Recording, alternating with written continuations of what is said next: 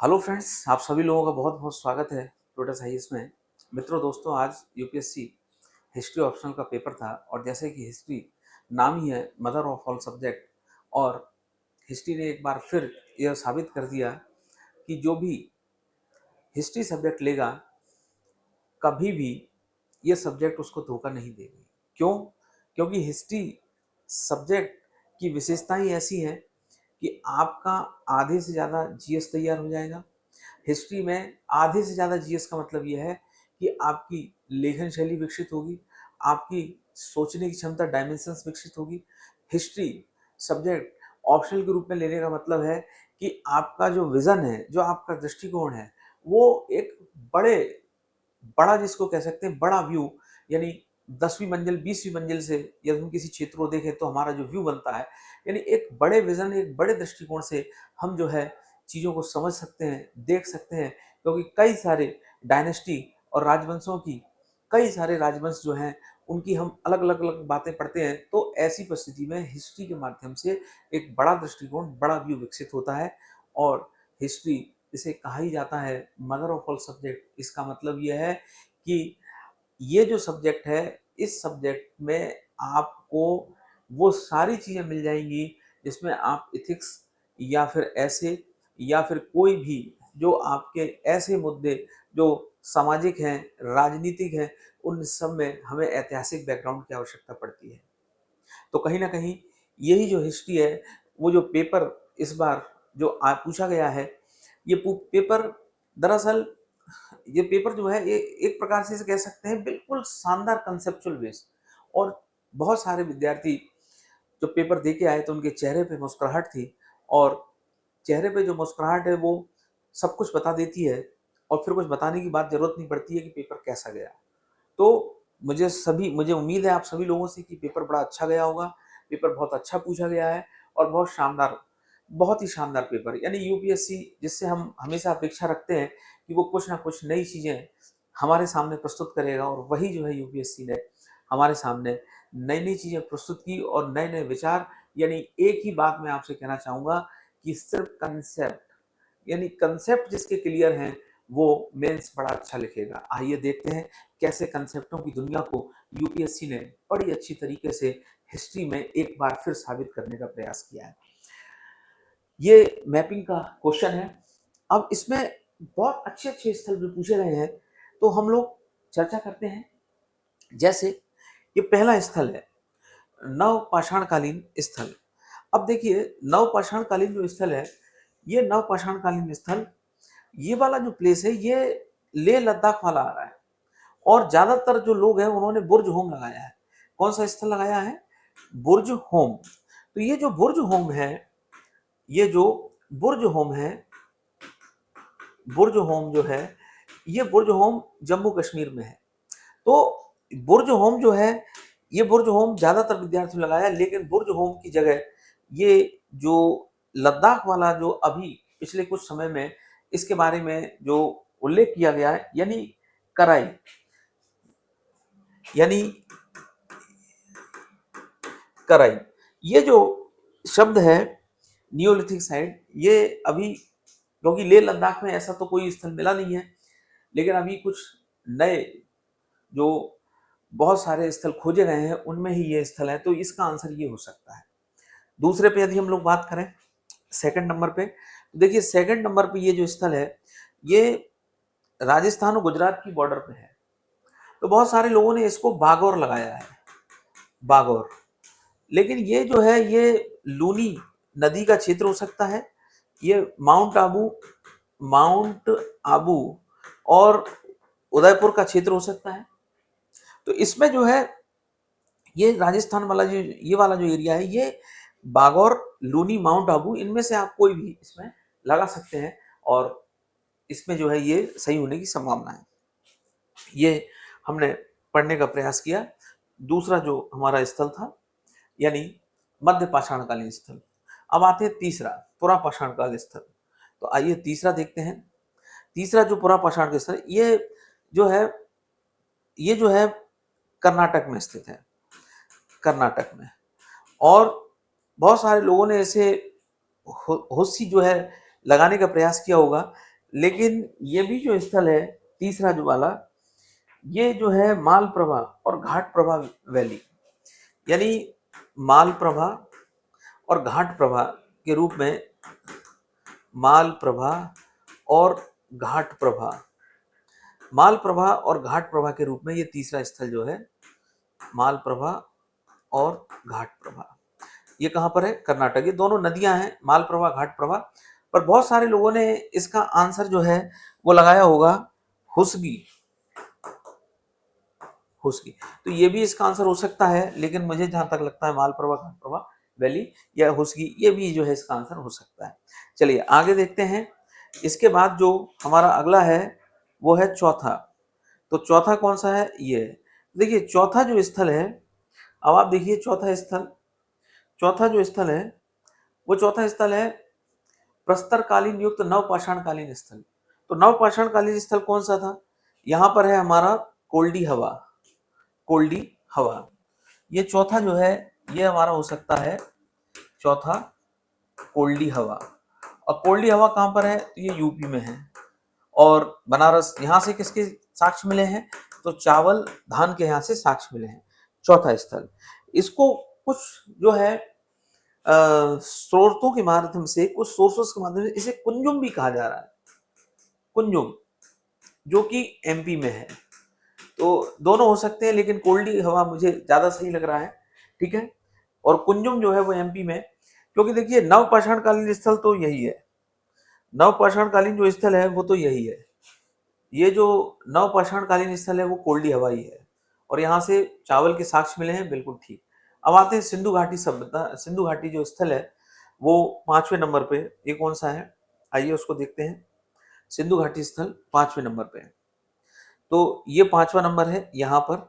ये सिंधु घाटी, देखिए ये लोथल तो यहाँ पर होगा, इसी प्रकार रंगपुर। तो ये रोजड़ी, ये जो 5वां स्थल है ये भी जो है रोजड़ी के रूप में इसको चिन्हित किया गया है। यानी लोथल कुछ लोगों ने लगाया होगा, लेकिन जहां तक है रोजड़ी, रोजड़ी ये जो है ये स्थल इसका होना चाहिए, ठीक है। यहाँ पर ऊपर धौलावीरा है, सुरकोतड़ा है, यहाँ पर रंगपुर है, और यहाँ पर जो है आपका लोथल है। तो लोथल हो सकता है इसका आंसर। और लेकिन लोथल जो है एग्जैक्ट किनारे पे होता तो लोथल, लेकिन थोड़ा सा ऊपर है, तो ये रोजड़ी जो है इसका आंसर हो सकता है 5वें का। चलिए आगे बढ़ते हैं। छठवां क्या है? अग्निकुंड। अग्निकुंड जो है युक्त प्रारंभिक, तो आपको पता है फायर अल्टर्स अग्निकुंड, ये जो है ये वाला जो स्थल है अग्निकुंड वाला, यानी बहुत आसान है। अग्निकुंड बनावली, तो बनावली से तो मिट्टी के, बनावली, बनावली ये जो हरियाणा में है, क्योंकि इसकी लोकेशन हमें हरियाणा मिल रही है। लेकिन ये जो अग्निकुंड है, देखिए ये जो अग्निकुंड है, क्या कहा जा रहा है इसमें? छठवे पे अग्निकुंड। तो ये जो अग्निकुंड जो प्रारंभिक हड़प्पा कालीन स्थल है, जिसमें फायर अल्टर्स वगैरह जो मिले हैं, वो मिले हैं कालीबंगा और लोथल से। तो कालीबंगा हो सकता है इसका आंसर, लेकिन दिक्कत क्या है कि कालीबंगा जो है ना वो यहां होगा, राजस्थान के श्री गंगानगर हनुमानगढ़। तो ये जो है बनावली लिखा है, लेकिन इसका आंसर फायर अल्टर की वजह से क्या हो सकता है? ये जो है छठवां नंबर, जैसे ये बनावली, लेकिन इसका आंसर जो है, क्योंकि जहां फायर अल्टर्स मिले हैं, तो कालीबंगा, कालीबंगा भी इसका आंसर हो सकता है, ठीक है। तो ये दोनों आंसर इसके, बनावली हरियाणा, लेकिन यदि फायर अल्टर्स की बात करें तो बनावली इसका आंसर होना चाहिए। आगे बढ़ते हैं। उसके बाद उत्तर हड़प्पा कालीन स्थल, तो आलमगीरपुर एकदम सही। देखते हैं इसमें उत्तरकालीन हड़प्पा कालीन स्थल, तो जैसे ये जो है आपका कहा गया है 5वां, छठवां, छठवीं का 7वां। तो देखिए यूपी में एग्जैक्ट सही लोकेशन जा रही है। तो ये जो मतलब छठवीं का 7वां, तो ये जो 7वां है ये आलमगीरपुर बिल्कुल सही है। इसे हम हुलास के रूप में भी, इसको हुलास के रूप में भी हम इसको हुलास भी हम इसे लिख सकते हैं, लेकिन आलमगीरपुर जो है ये एग्जैक्ट सही आंसर इसका होगा, सातवें का। पांचवा, छठवा कौन सा जो है, सिंधु घाटी स्थल पांचवा, छठवा जो है ये सातवां है, सातवां। सातवें के बाद आठवां, तो ये सातवां है ये वाला, ये सातवां। अब सातवें के बाद ये आठवां, तो आठवां कौन सा है, आठवें को देखते हैं। जो आठवां है ओसीपी, ओर्ची कलर पोर्ट्री, यानी गेरू मृदभांड। तो मृदभांड हमको कहाँ से मिले हैं, तो मृदभांड जो है ये वही स्थल है यूपी के आसपास वाला, आठवां। तो ये जो है ये इसे वैसे ये जो स्थल है आठवां वाला, देखिए इसकी लोकेशन देखिए, आठवें की, आठवें की जो लोकेशन है वो थोड़ा दिल्ली के आसपास कहीं आ रही है, और हरियाणा भी ये जो है आठवीं की लोकेशन। तो आठवां जो है ये हो सकता है, आठवां जो है, आठवां ये दिल्ली, दौलतपुर, लाल किला,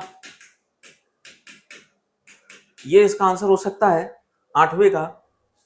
और आठवां जो है इसके अलावा ये हरियाणा की भी एक स्थान हो सकता है, राखीगढ़ी तो नहीं होगा, बनावली, बनावली के आसपास ये भी स्थल हो सकता है। तो ये हरियाणा, राखीगढ़ी, बनावली, मित्ताथल, पुगाल, मित्ताथल, तो हरियाणा की भी कोई एक वेबसाइट हो सकती है कोई स्थल, लेकिन दिल्ली, दौलतपुर ये मुझे ज्यादा सही आंसर लगा, मैंने आपके सामने इसको चर्चा किया।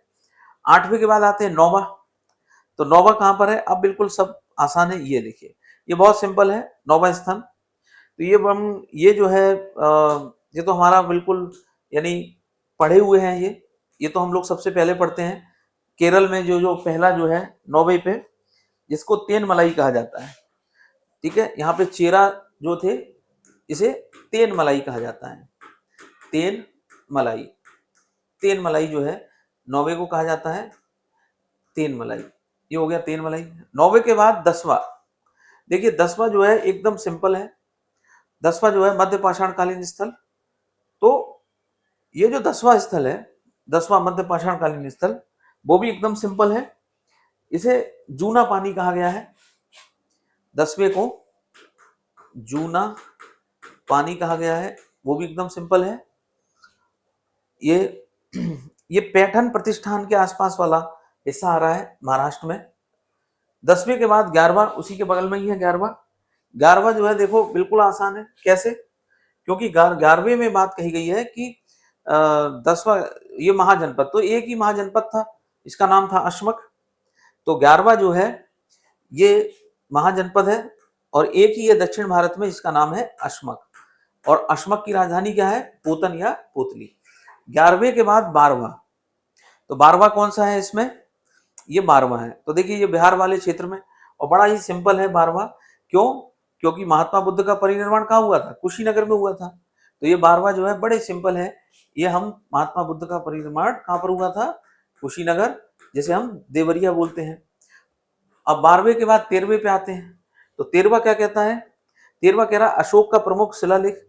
तो बिल्कुल सिंपल है, अशोक का शिलालेख कहाँ है, कालसी में। तो देखिए तेरहवा कहाँ पर है, कालसी देहरादून में। तो यहाँ पर तेरहवा है, यानी 10, 11, 12, 13। तो तेरहवा शिलालेख जो है वो यहाँ पर है, ये है तेरहवा, यहाँ पर देहरादून में। तो तेरहवा शिलालेख जो है वो कहाँ पर है, कालसी में। तेरहवा शिलालेख कालसी में, जिसमें हमें अशोक के अभिलेख मिले हैं। तेरहवा, नहीं नहीं थोड़ा सॉरी, इसका गलत है, तेरहवा ये है, तेरहवा जो है ये यहाँ पर नहीं है, तेरहवा यहाँ पर है। ये तेरहवा जो है ये आंध्र प्रदेश के एर्रागुड्डी में है, एर्रागुड्डी।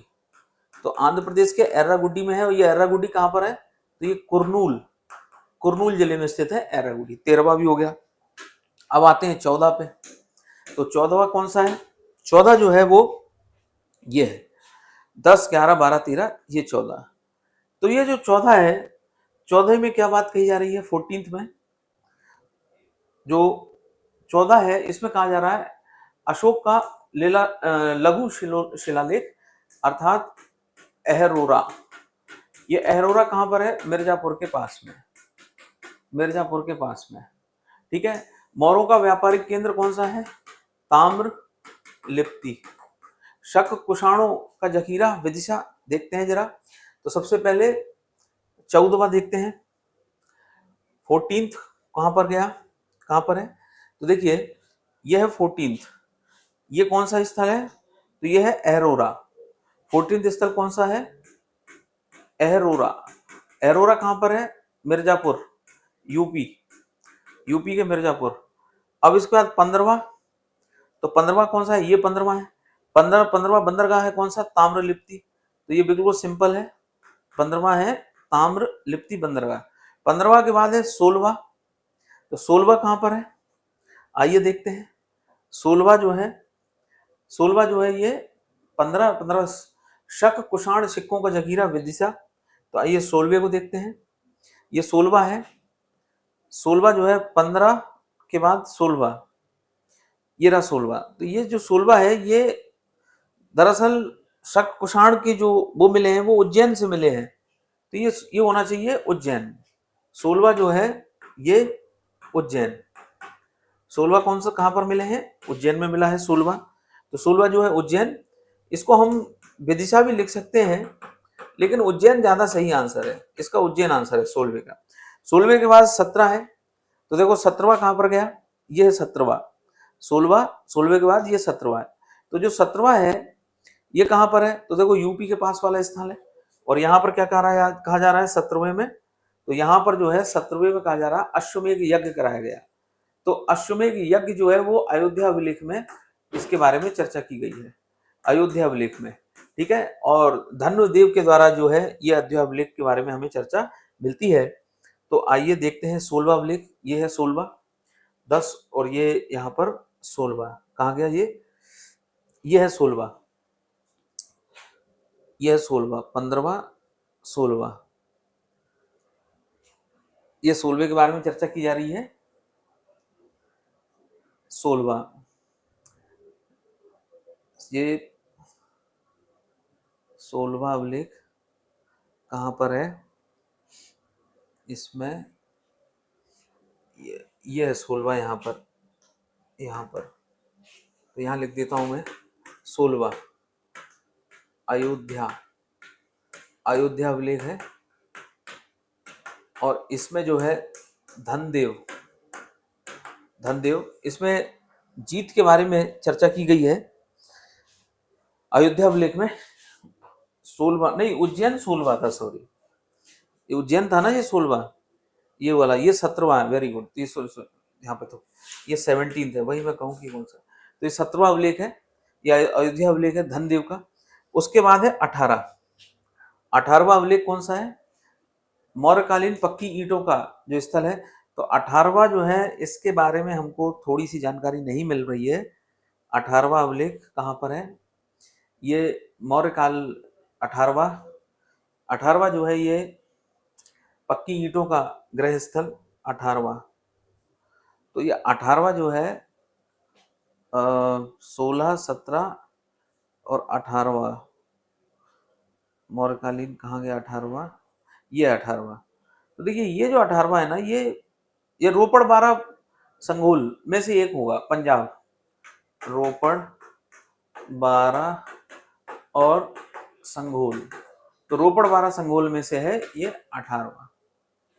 अब आते हैं नेक्स्ट 19वां। तो देखिए 19वां है मौर्यकालीन टेराकोटा शिल्प केंद्र। तो 19वां देखते हैं कहाँ पर है। 19वां मौर्यकालीन टेराकोटा, यह है चंद्रकेतुगढ़। 19वां यह है 19वां चंद्रकेतुगढ़, चंद्रकेतुगढ़, ये 19वां चंद्रकेतुगढ़। और ये जो 20वां है, ये 20वां बड़ा ही आसान, बहुत ही सिंपल, मामल्लपुरम। 20वां है मामल्लपुरम। तो आपने चालुक्य और पल्लव, तो पल्लव वंश का ये महत्वपूर्ण स्थान था मामल्लपुरम। तो देखिए ये हमने मैपिंग की और बड़े ही सिंपल थे। इसमें बस 2-3 जो है ऐसे थे जो थोड़े से कहीं ना कहीं, और हमेशा से ही ऐसा होता है, कुछ स्थल तो हमेशा से ही जो है ऐसे पूछे जाते हैं जो बहुत ज्यादा घुमा के पूछे जाते हैं, लेकिन आसानी से जो है 2-3-4 स्थल को छोड़कर बाकी के सारे सॉल्व किए जा सकते थे, कहीं कोई दिक्कत नहीं है। तो चलिए अब इसके बाद जो है हम लोग जो मेंस के हमारा आगे के क्वेश्चन है उनको हम लोग सॉल्व करते हैं। तो ये वाला जो पार्ट है इसको हम लोग सॉल्व करते हैं, ये क्वेश्चन 2 से।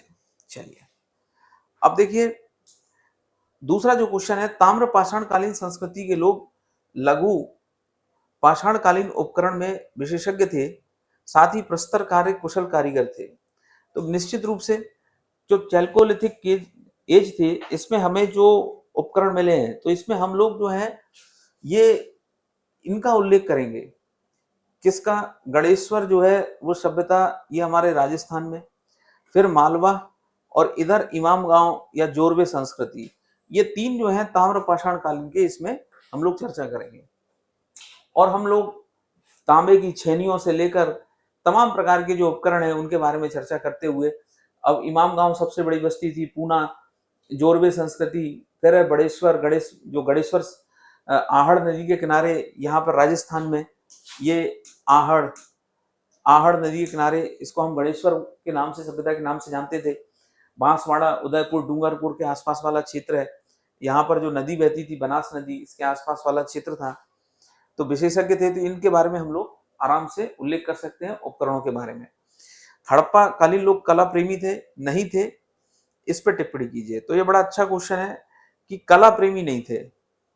तो कला के बारे में तो हमको, तो इसका आपको एक मिश्रित आंसर देना है कि कला के कहीं हमको नमूने जो है फूहड़ रूप में मिलते हैं, लेकिन कला प्रेमी नहीं थे ऐसा नहीं है। कला प्रेमी नहीं होते तो कांस्य नर्तकी की मूर्ति हमें कहां से मिलती? कला प्रेमी नहीं होते तो मन के जो है बनाने के कारखाने चनुदड़ों से नहीं मिलते। लेकिन फिर भी कुछ स्थानों पर जो है वो हड़प्पा संस्कृति एकदम, जिसे कहते हैं कि आ, मतलब हड़प्पा संस्कृति जो है कुछ स्थानों पर हमें बहुत अविकसित अवस्था में मिली है, और वहां पर बहुत जो है कला के, विशेषकर प्रस्तर कला बहुत फूहड़ काल में मिली है। तो इसमें जो है आपको एग्जाम्पल देना है प्रस्तर कला।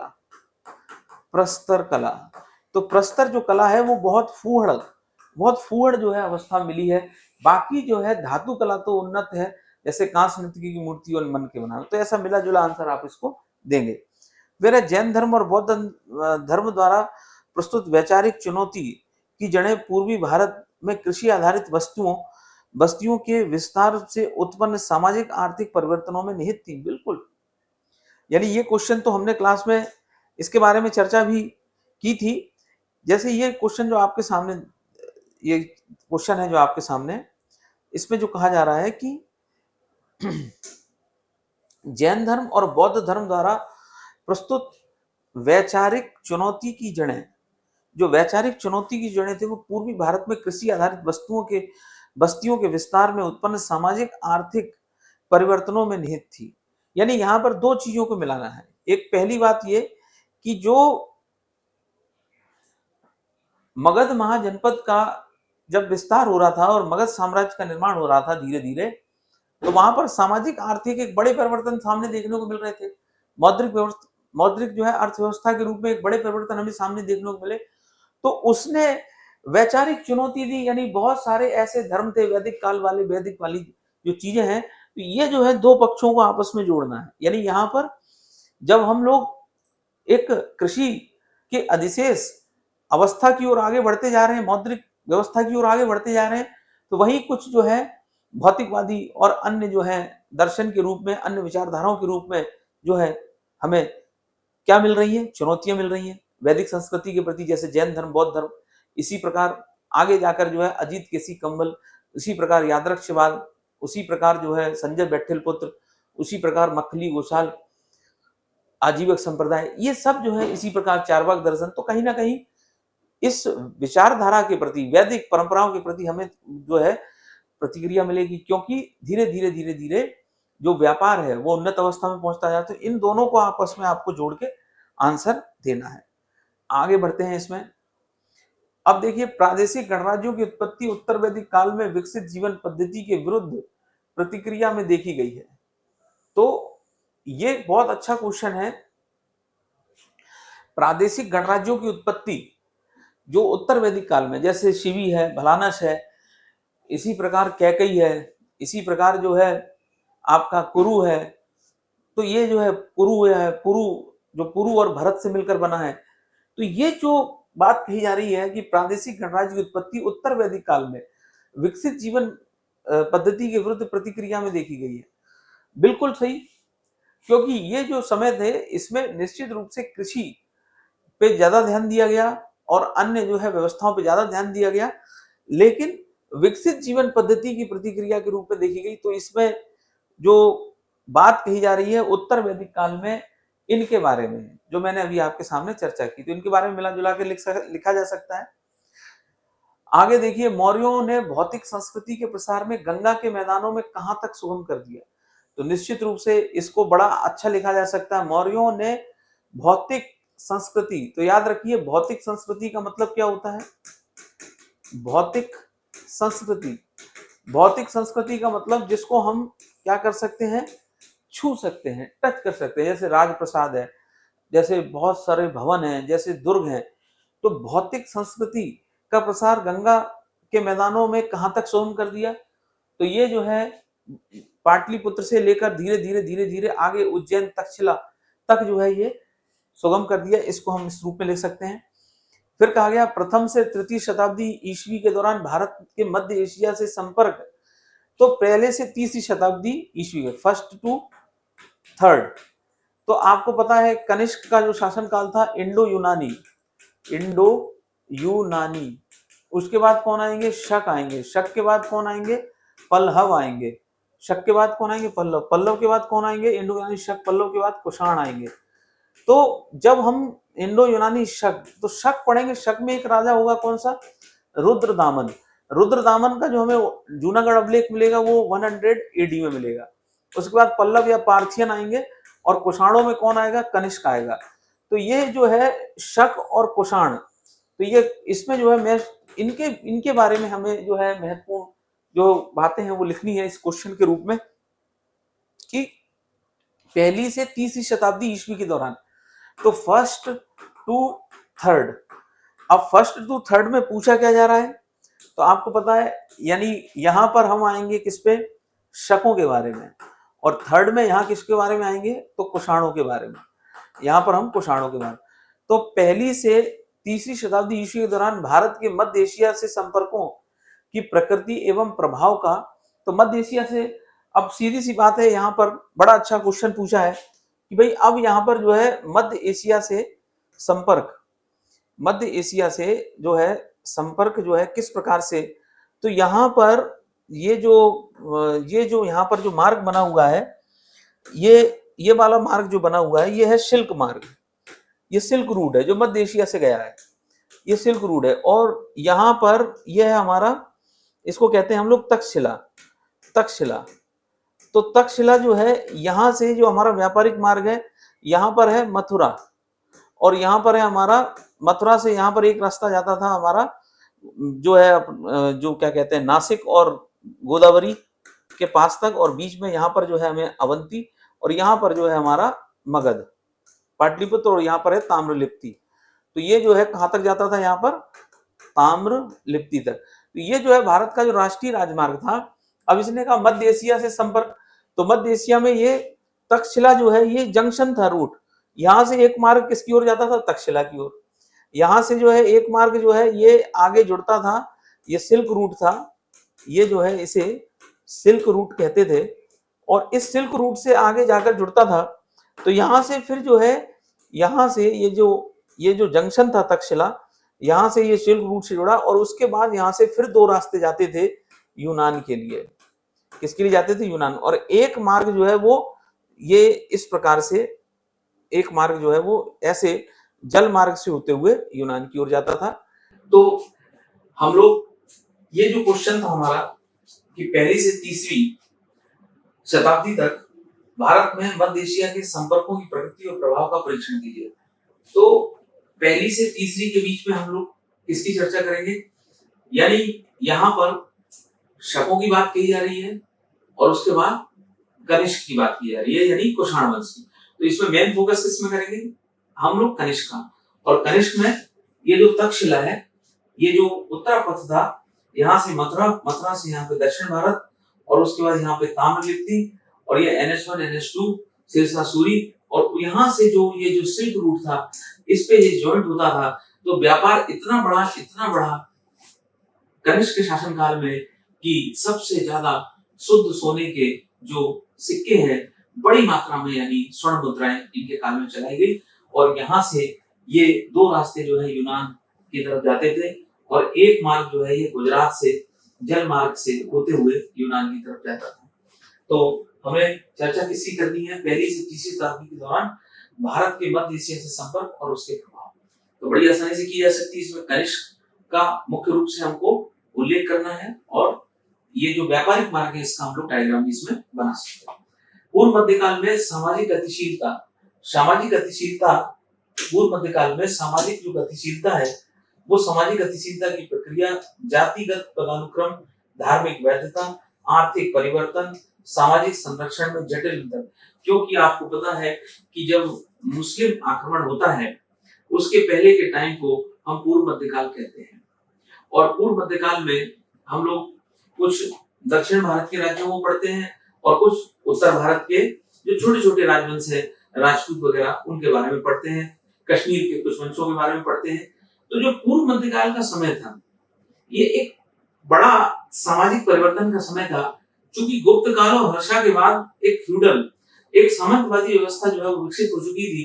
तो अल-बरूनी जैसे विद्वानों ने खुद इसके बारे में चर्चा की है कि जो यहाँ के समाज में जटिलताएं बहुत ज्यादा थी, और कई प्रकार की जातियों में यहाँ का समाज विभक्त था। कई प्रकार के जो है कर्म कांड जो है वो, उनसे समाज जो है बहुत ज्यादा चीजों में, यानी कई प्रकार की जो है यहाँ पर वो सामाजिक कुरीतियों के बारे में उल्लेख किया गया है। इवन अल-बरूनी ने ये तक कहा है कि जो चांडाल है या जो अन्य लोग हैं वो शहर में अंदर जा नहीं सकते थे, और जो समाज का जो सबसे बड़ा वर्ग था, यानी जो समाज के जो जैसे ब्राह्मण वर्ग या अन्य वर्ग कहा गया, कि जो मतलब नाम तो किसी का नहीं लिया अल-बरूनी ने, बस ये कहा था कि जो यहाँ पे जो अपने आप को श्रेष्ठ मानते थे, वो एक बार जिस चीज को अपवित्र हो जाए, या कोई चीज जो है वो नीचे गिर जाए, या कोई चीज जो है एक बार अपवित्र हो जाए, वो उसको दोबारा कभी हाथ नहीं लगाते।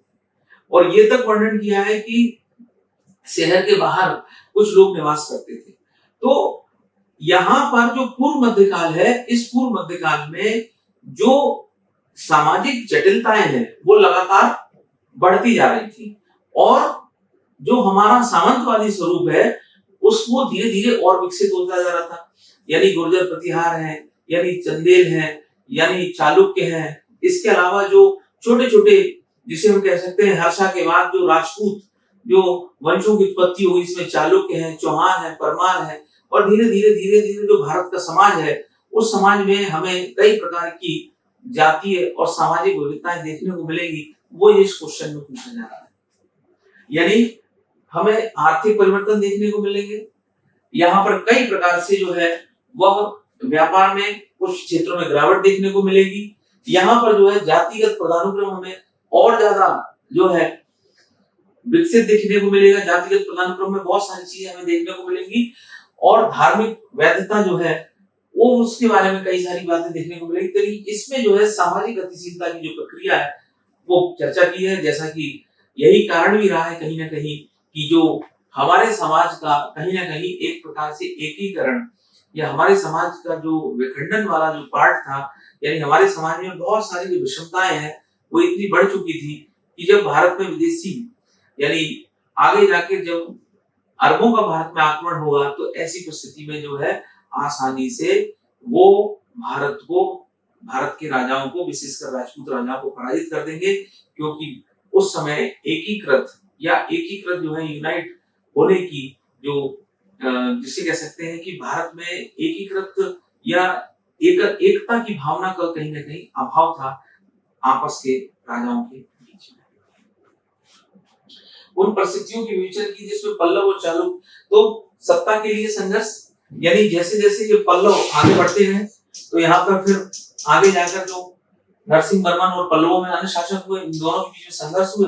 इसके बाद आगे जो है चोलों का विस्तार होता है विजयालय के बाद, राजेंद्र चोल। तो ये जो है इसमें इस वाले प्रश्न में इसका ये आंसर लिखा जा सकता है। और उसके बाद पूर्व मध्यकालीन भारत में कला और साहित्य। अब कला साहित्य के चरणों का आलोचनात्मक मूल्यांकन करना है, यानी इसमें हमें आलोचनात्मक भी मूल्यांकन करना है और स्पष्ट कीजिए किस प्रकार ये चरण उस काल के समाज में एवं संरक्षण स्वरूप में व्यापक परिवर्तन को प्रतिबंधित करते हैं। तो आप जो इसका सकारात्मक पक्ष है पूर्व मध्यकाल में, इसमें आप जो है बहुत सारे दक्षिण के मंदिरों के निर्माण, नागर शैली, बेसर शैली में कई प्रकार के जो मंदिर का निर्माण है उसमें करोगे। और फिर इसमें हमें कई प्रकार से जो कला है उस कला के और साहित्य में हमें कम देखने को मिला, यानी साहित्य का विकास धीरे धीरे कम। हालांकि हम जब पालों की बात करेंगे तो आगे जाके तो पूर्व मध्यकाल में बात होगी, पूर्व मध्यकाल की। तो मध्यकाल में तो फिर हमें जो है पाल वंश में बहुत सारे साहित्य देखने को मिल जाएंगे। तो वो वाला जो पार्ट है, खासकर ये वाला जो पार्ट है, ये ताम्रलिप्ति और उसके आसपास वाला पार्ट है, यहाँ पर तो थोड़ा बहुत लिखा भी गया था। लेकिन पूर्व मध्यकाल में हमें बड़े पैमाने पर साहित्य का उल्लेख नहीं मिलता है जिसकी आप आलोचना करेंगे। और दक्षिण भारत में आप इसमें सकारात्मक में आप किसकी चर्चा करेंगे, तो चालुक्य और बेसर शैली की इसमें चर्चा कर देंगे।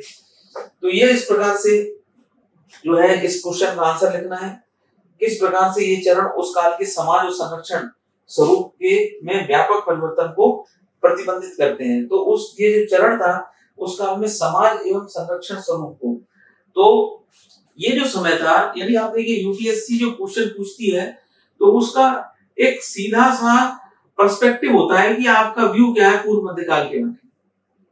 यानी उसमें ना तो यहाँ पर किसी राजाओं का उल्लेख है ना किसी अन्य का उल्लेख है, सीधा सीधा सा आपको, यदि आपने पढ़ा है, आपका एक कंसेप्ट, एक व्यू जो है, एक कंसेप्ट जो है आपका डेवलप है, तो आप उसके बारे में आसान से लिख सकते हो। कंसेप्ट क्या है कि भाई पूर्व मध्यकाल में एक तो बहुत सारे छोटे छोटे राजवंश विकसित हो रहे थे तो आपस में संघर्ष ज्यादा था। ऐसे में जो है लेखन कला शैली हमें कम मिलेगी, ऐसे में लेखन कला शैली जो है उसका विकास कम मिलेगा, क्योंकि लेखन और कला तो आलोचनात्मक में ये पढ़ेंगे, लेखन कला और साहित्य का विकास तब होगा जब अच्छे साम्राज्य हो, बड़े साम्राज्य हो और उसमें आर्थिक इकोनॉमी में स्टेबिलिटी मिले। तो जब पूर्व मध्यकाल में छोटे छोटे राजवंश जो है उनका उदय होता जा रहा था, आपस में संघर्ष बढ़ता जा रहा था, व्यापार व्यवस्था धीरे धीरे कम होता जा रहा था, और वही कारण था जिसके कारण हमें साहित्य और लेखन शैली जो है, कला, साहित्य और कला में हमें विकास कम देखने को मिलता है। लेकिन ऐसा नहीं है कि विकास नहीं हुआ है। अब चालुक्यों का आप उल्लेख करेंगे, उत्तर भारत के अन्य जो है मंदिरों का उल्लेख करेंगे, तो इसमें दोनों पक्ष जो है आपके कंसेप्ट क्लियर होने चाहिए। कंसेप्टों का ही पूरा गेम है और इसमें भी वो कंसेप्ट माध्यम से पूछा जाएगा। तो ये पार्ट आपका पूरा होता है। उसके बाद ये सेकंड पार्ट है, इसको हम पार्ट सेकंड में डेवलप करेंगे। तो आज हमने ये समझने का प्रयास किया, बड़ा ही अच्छा पेपर था।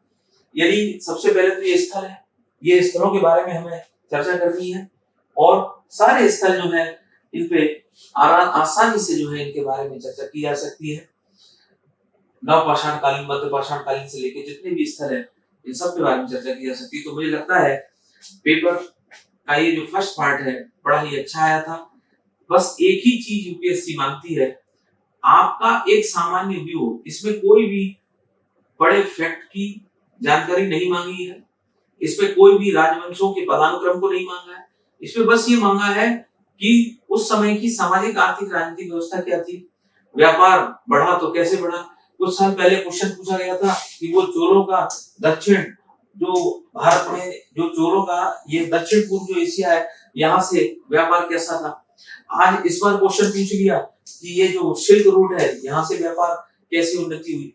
तो केवल विचार है, और वो विचार कैसे बनेंगे, वो विचारधारा कैसे बनेगी, जब हमारे कंसेप्ट धीरे धीरे इसमें विकसित हो जाएंगे। तो चाहे वो पूर्व मध्यकाल से 2 क्वेश्चन यहाँ पर पूछे गए, चाहे वो हड़प्पा से क्वेश्चन पूछा गया हो, चाहे वो आपके बिल्कुल सिंपल जो जिसे हम कह सकते हैं सिल्क रूट और उस समय के भारत के मध्य एशिया से संपर्क में जो क्वेश्चन पूछे गए हैं, इन सारे क्वेश्चनों को आसानी से सॉल्व किया जा सकता था।